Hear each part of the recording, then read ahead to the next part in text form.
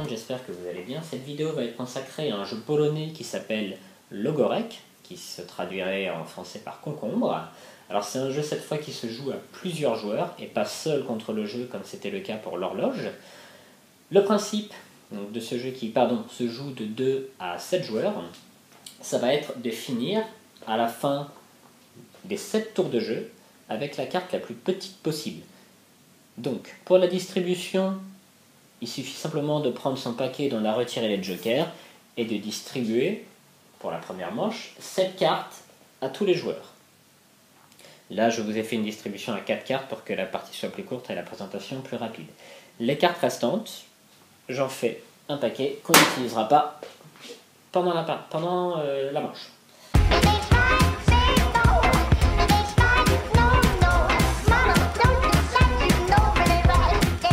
Comment on joue? Donc là je vous ai mis les paquets face visible, donc chaque paquet représente un joueur. Donc ici, hop, je prends un paquet donc, qui est constitué de ces cartes là. Donc comment on joue? Je vais donc essayer de garder, je rappelle pour la dernière tour, la carte la plus petite possible qui est dans ce cas là celle-ci. Donc je suis le premier joueur et je vais poser un 9 devant moi. Le joueur suivant, il va être obligé de jouer une carte au moins plus forte ou plus forte. Donc dans son jeu là, il va pouvoir jouer un 10 ou un As.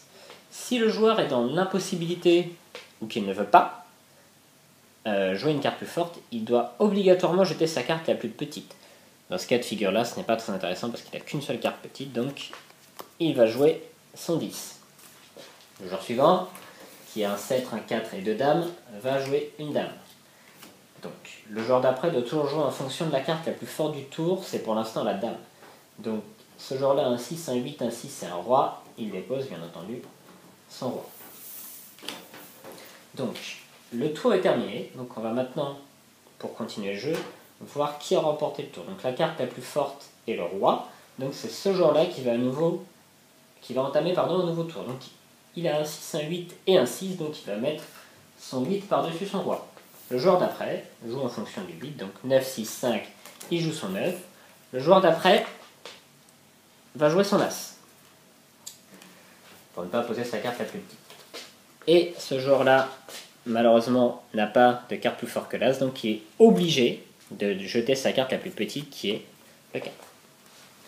Donc le joueur qui a remporté le tour est celui qui a posé l'As, donc il va poser son 8 pour garder sa plus petite. Le joueur suivant joue la dame. Le joueur suivant n'a que 2 6, donc il est obligé de défausser sa plus petite, c'est un 6. Et le dernier joueur, même chose, il est obligé de jeter sa plus petite, car il n'a pas plus fort que la dame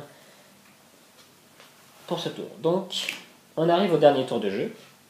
Donc de la même façon, celui qui a remporté le tour commence à poser en premier. Ça a son importance, vous allez voir pourquoi. Alors, il commence à poser son 7. Le joueur d'après pose sa dernière carte, son 6, un 6 et un 4.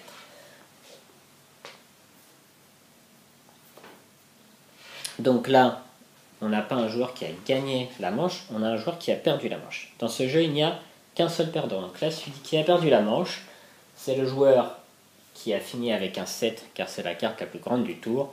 Il prend cette carte de côté et la laisse face visible devant lui. Et toutes les autres cartes sont remélangées à la pioche pour faire une nouvelle distribution.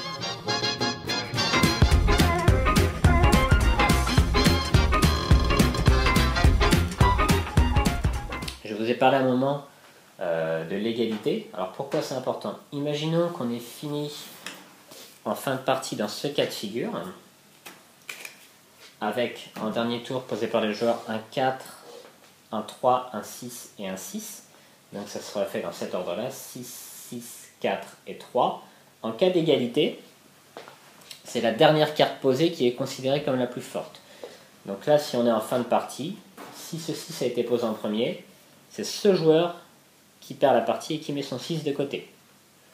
Si cela arrive au cours du jeu, que par exemple un joueur pose un As et que derrière un autre joueur pose un As pour ne pas avoir à poser sa plus petite, c'est le joueur qui a posé le second As qui relancera la partie, car il a mis la carte la plus forte du tour. La deuxième posée, toujours la plus forte.